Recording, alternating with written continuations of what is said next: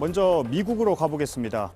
대선에서 승리를 확정지은 바이든 당선인이 본격적인 행보에 나섰습니다. 시작은 성당 미사 그리고 가족의 묘를 찾는 일이었습니다. 특히 새 행정부를 꾸리는 작업에도 들어갔습니다. 바이든 당선인이 지금 머물고 있는 델라웨어부터 연결합니다. 홍희정 특파원, 당선이 확정되고 첫날인데요. 바이든 당선인의 하루부터 정리해 주시죠. 네, 바이든 당선인은 어제 오전 10시쯤 딸 애슐리, 손자 헌터와 함께 성당에서 미사를 드리는 것으로 하루를 시작했습니다. 바이든 당선인은 존 F 케네디 이후 첫 가톨릭 신자 대통령입니다. 또 바이든 당선인은 성당 밖에 있는 묘지를 찾아 기도를 했습니다. 이곳에는 아들 보와, 전 부인 닐리아, 딸 나오미가 묻혀 있습니다. 바이든 당선인에게는 슬픈 가족사가 있는데요. 이 내용은 리포트로 준비했습니다. 조 바이든 당선인은 연방 상원의원 시절 내내 집이 있는 델라웨어에서 국회의사당이 있는 워싱턴 DC까지 열차를 타고 통근했습니다. 무려 36년 동안이었습니다. 교통사고에서 살아남은 두 아들을 돌보기 위해서였습니다. 1972년 만 29세의 나이로 델라웨어주 상원의원에 당선됐지만 한 달 만에 아내와 딸을 교통사고로 잃었기 때문입니다. 남은 두 아들을 위해 상원 의원직을 포기하려 했을 정도로 큰 아픔이었습니다. 하지만 여동생 벨러리 바이든 오원스와 당 지도부의 만류로 의원직을 지켰습니다. If in 6 months or so there's a conflict between my being a good father and being a good senator, which I hope will not occur, we can always get another senator, but they can't get another father.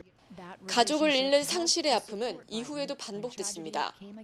자신의 후계자로 여길 정도로 각별한 애정을 품었던 장남 보 바이든이 46살의 젊은 나이에 뇌종양으로 세상을 떠난 겁니다. 2015년 장남의 죽음으로 2016년 대선 출마를 포기했을 정도로 힘든 마음을 추스리기 어려웠습니다. 가장 가깝고 애틋한 가족을 잃어버린 아픔. 그 상실의 경험이 바이든 당선인에게 더 큰 치유와 공감의 능력을 갖게 했습니다. 네, 취임식은 내년 1월 20일인데요. 바이든 행정부 출범을 위해서 정권 인수 절차도 시작을 했다면서요. 네, 그렇습니다. 비록 트럼프 대통령이 제기한 소송 등 법적 절차는 남아있지만 이것과 별개로 차기 정부 수립에 필요한 절차도 지체할 수 없기 때문입니다. 바이든 측에서는 2000년 대선 때 연방 대법원 소송까지 가면서 인수인계가 빠듯했던 전례도 들여다보고 있습니다. 이르면 이번 주 중 기관 검토팀도 발족시킬 예정인데요. 현 행정부의 핵심 기관들에 접근해서 원활한 정권 인수를 담당할 수천 명의 참모들로 구성됩니다. 네, 그렇군요.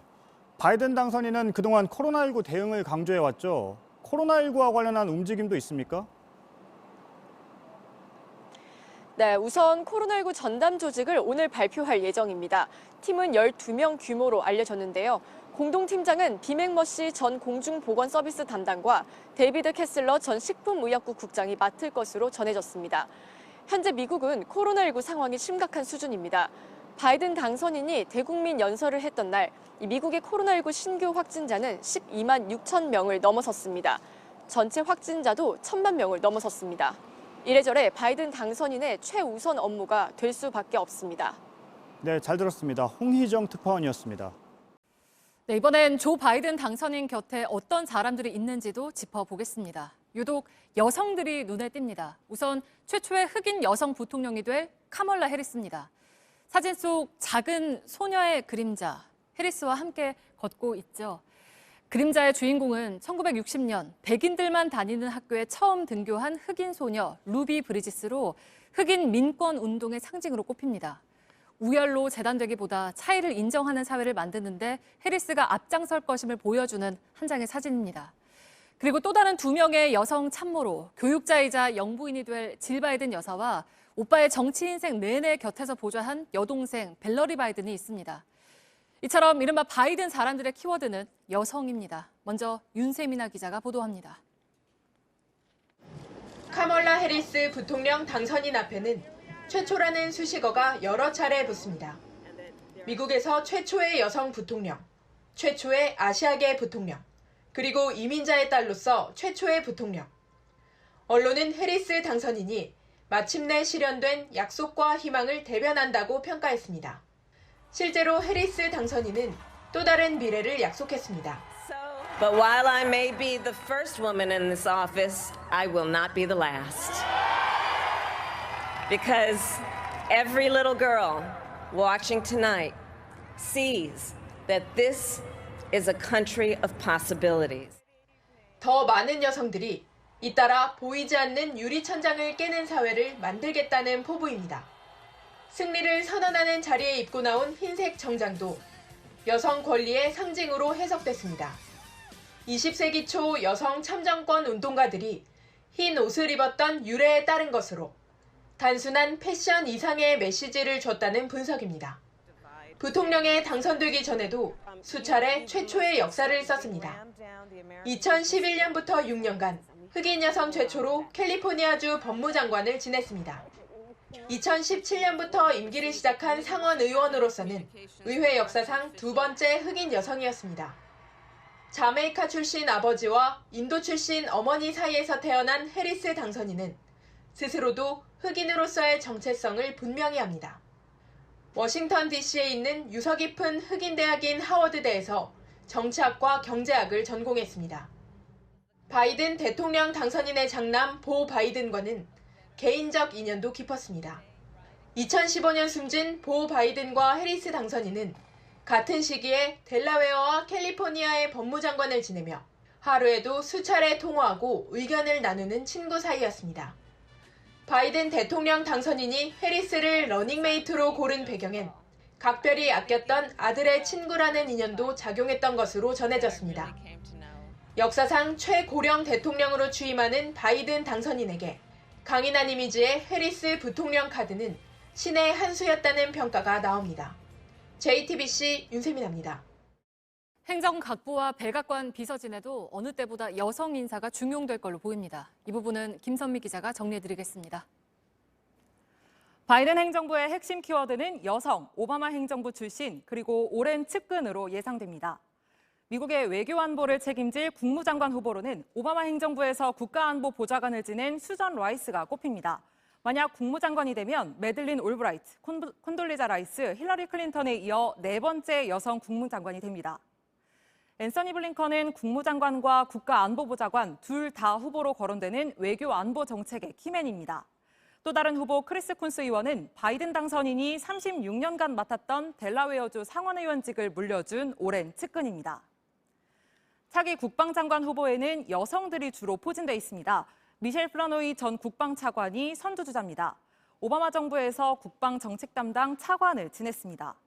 또 다른 유력 후보인 태미 더크워스 일리노이주 상원의원은 육군 중령 출신 예비역으로 이라크 전쟁 당시 헬기 조종사로 참전했다가 두 다리를 절단하는 중상을 입었습니다.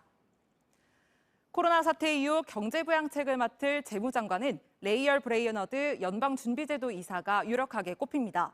엘리자베스 워런 매사추세츠주 상원의원과 세라 블룸 레스킨 전 연준 이사 등도 거론됩니다. 백악관 비서실장 자리엔 부통령 시절을 함께 보낸 브루스 리드와 론 클레인 전 비서실장이 후보군의 이름을 올리고 있습니다. JTBC 김선미입니다.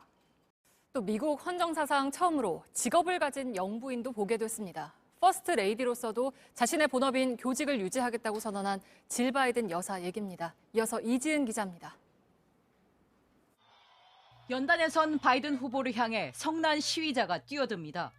모두가 놀라 얼어붙은 그 순간 이 여성의 손목을 낚아채며 제압한 건 아내 질 바이든 여사였습니다. 난입한 시위자를 몸으로 직접 막은 건 이전에도 있었던 일이었습니다. 바이든 여사는 이렇게 대선 기간 내내 몸을 사리지 않고 남편을 보호했습니다. 지금의 바이든 당선인을 만든 건 바이든 여사라는 말이 나올 정도로 남편의 정치 인생에서 든든한 참모 역할을 해왔습니다. 동시에 영장문을 가르치는 선생님이기도 합니다. 그래서 지지 연설도 학교에서 했습니다. How do you make a broken family whole?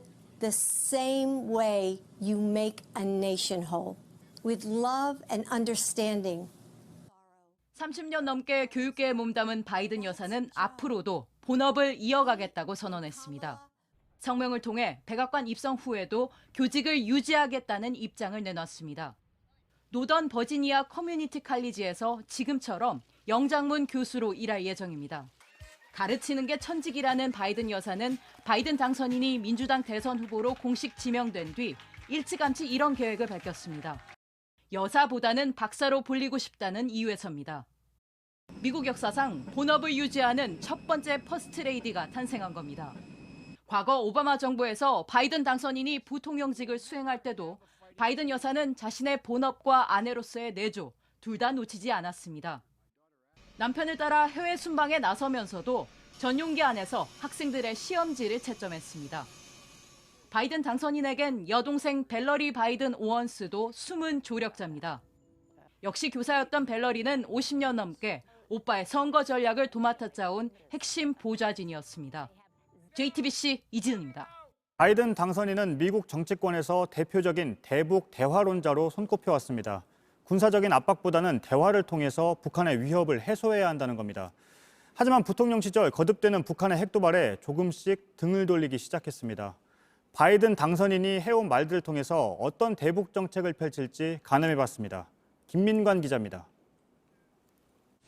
상원의원 시절 바이든 당선인은 북한의 위협을 근본적으로 없앨 수 있는 건 전쟁이 아닌 대화임을 강조했습니다. 2001년 당시 부시 행정부는 북한과 이란 등의 미사일 위협을 막기 위해 미사일 방어 체제 구축을 주장했습니다. 그러자 바이든 당선인은 전쟁보다는 대화가 낫다며 위협을 제거하기 위해 왜 북한과 협상을 하지 않느냐고 했습니다. 한국을 찾을 당시에는 우리 정부의 햇볕 정책을 지지한다며 북한의 변화에 대한 기대감도 내비쳤습니다. A great deal on President Kim Jong-il if in fact he wishes to establish a relationship. 하지만 부통령 취임 후에도 북한의 무력 도발이 계속 이어지자 조금씩 강경한 태도를 보이기 시작했습니다. 대화의 필요성은 강조하면서도 북핵은 결코 받아들일 수 없다고 선언한 겁니다. The United States of America is committed to do what it takes to defend our allies and ourselves against North Korean aggression, period. That the international community will not accept or tolerate a nuclear-armed North Korea. 바이든 당선인은 선거 유세 과정에서도 김정은 위원장을 독재자라고 부르며 북한에 단호한 태도를 보여왔습니다. 하지만 핵능력 축소에 동의한다면 김 위원장을 만날 수 있다며 대화를 통한 해결의 실마리는 여전히 남겨두고 있습니다. JTBC 김민관입니다.